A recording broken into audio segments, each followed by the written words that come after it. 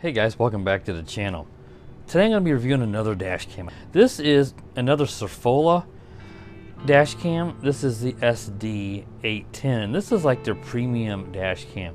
This one is capable of 4K video, and I'll say 4K with air quotes. We'll get back to it in a moment.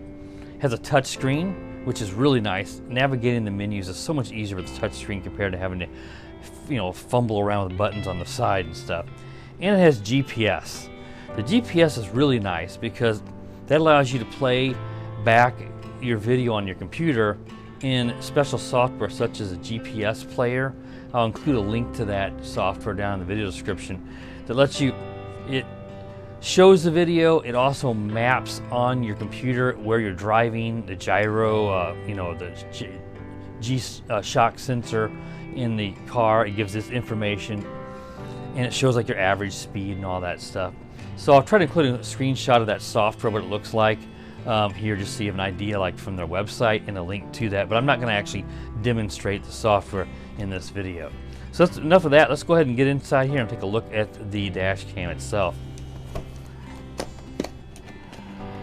Now this dash cam, like the others, does have a built-in rechargeable battery, but the rechargeable battery is not going to last very long.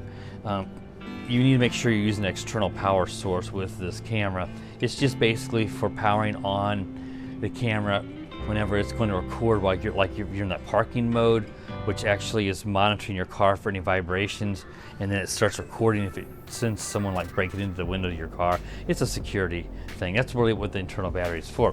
So here's the instruction manual here and this quick startup guide. So take a quick look at that. It's not too bad. It's just, it's in English and Chinese, but there's not like it's not super in-depth. Some of their other manuals actually have a little more information about this, but it gives you some of the basics here. So yeah, it's just information about the TF card. The TF card, it can go up to 128 gigs in this. They recommend 32 or 128. They don't recommend using a 64 for some reason. There must be some sort of issues with that. And then here's like a quick start, how to power it up, how to run the wire. They recommend how to run the wire in your car, if I can spit it out. And here is the camera, and here is the front and the rear camera. So I hadn't mentioned it yet, but this is a front and a rear system.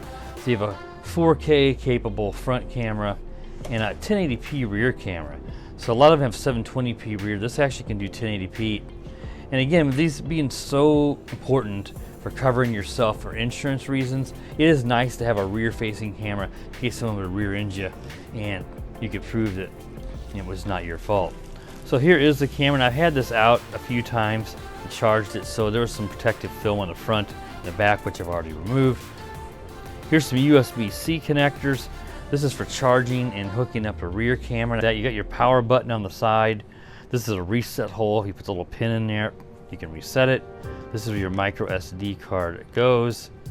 And it doesn't have any other external buttons because everything else is touchscreen. So let's take a look real quick at the other camera, the rear 1080p. And then we'll take a look at the cables and stuff that comes with it for powering and running it to the back. So here is that 1080p rear camera. Looks pretty nice. It's one thing I like about this one is it's got this adhesive here, so you actually mount it to the window. So you can mount this by the way you see it here on your rear window.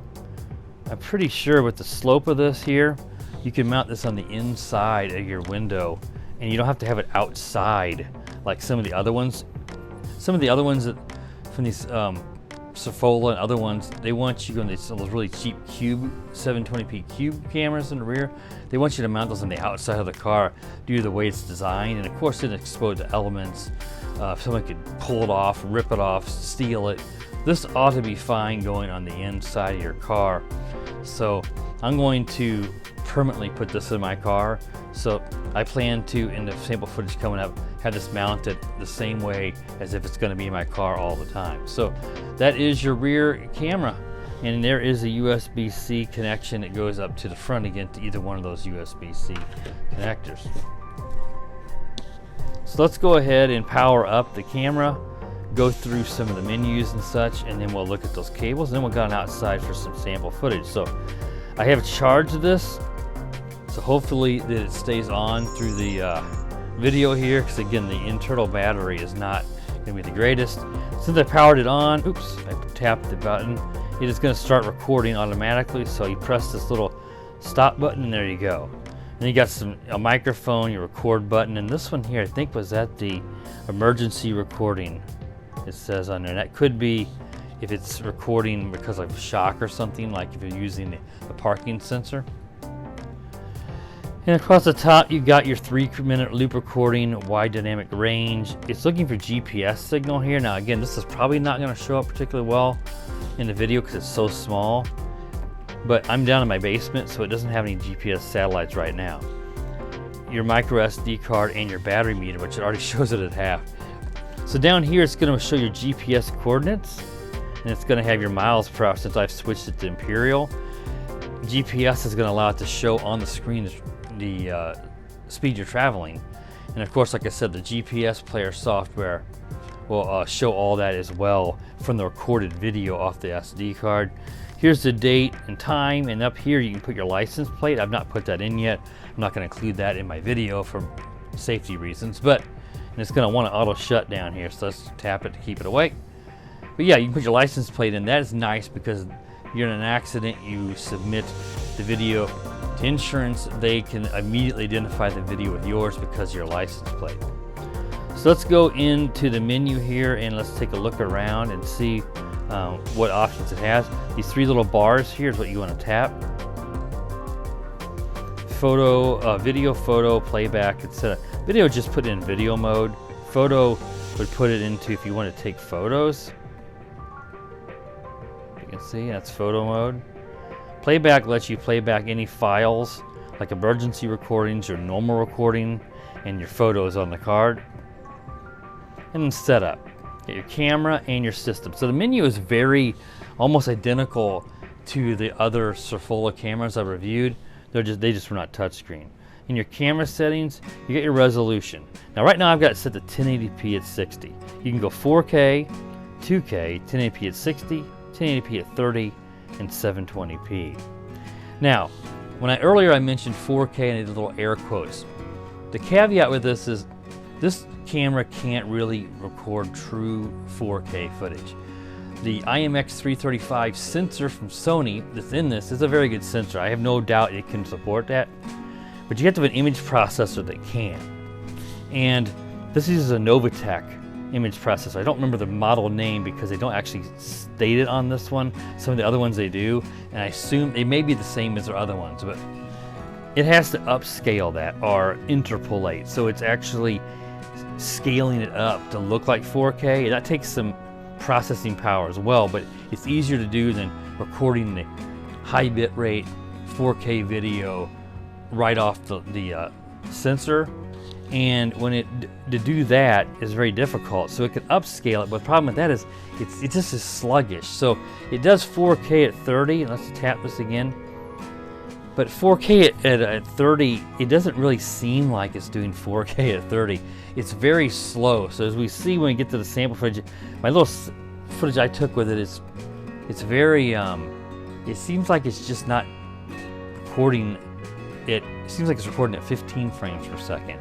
It may say it's 30, but it's just that upscaling process. It isn't smooth. I would not recommend using 4K on this one. But you know what? That doesn't matter to most people. I'm not defending them. But you can do 1080p, even 720p for most reasons is good, but good enough. But you want to be able to see the license plate mostly on a car. 1080p is going to be great. So you can do 2K, and I believe that is going to be real 2K. When I did the sample at 2K, the playback was much smoother.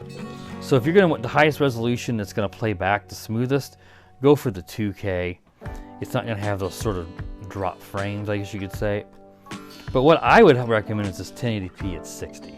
This is going to record it in your standard 1080p full HD, but 60 frames, like 60 photos a second is basically what that means. And it's going to be very smooth playback. And if you were like caught something cool or in an accident, you're going to be able to play that back at slow motion in better, slower slow motion.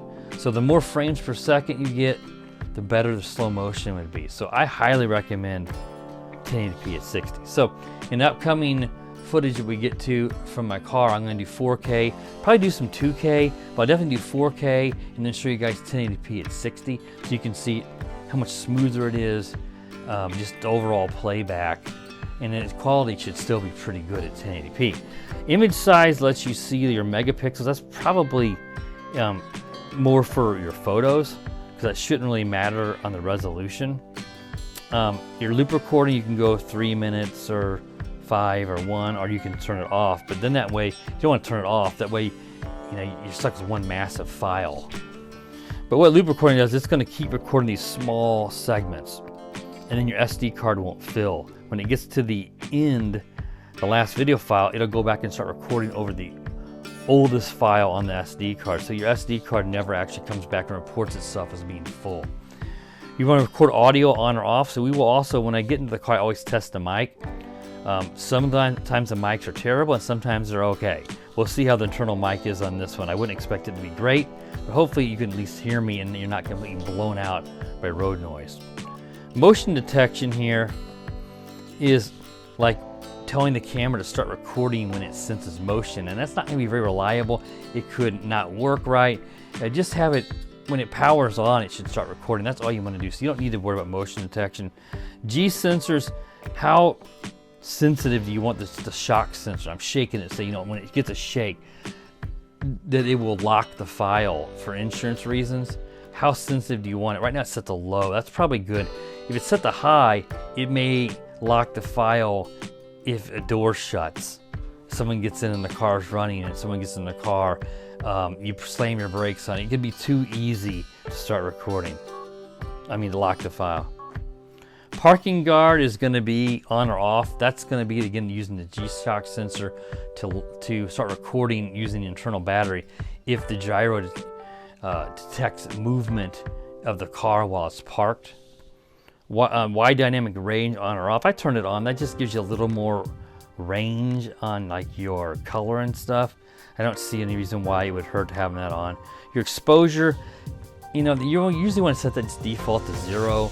If you're someone who drives at night a lot, you might want to put that at +1 or 2. It's going to really make headlights get blown out, but it would help the shutter in there to stay open and gather more light. If you lived in Alaska and it's winter time, well, then you're going to be always dark. You're going to bump that up. If you're somebody who drives in the day all the time, maybe you live in the North Pole again in the summer where the sun doesn't go down, you might want to actually have that set to -0.3 or something if you feel like there's always a lot of glare. But for the most part, you don't want to mess with that. In a coding format, do you want to use the H.264 codec or the more advanced modern H.265?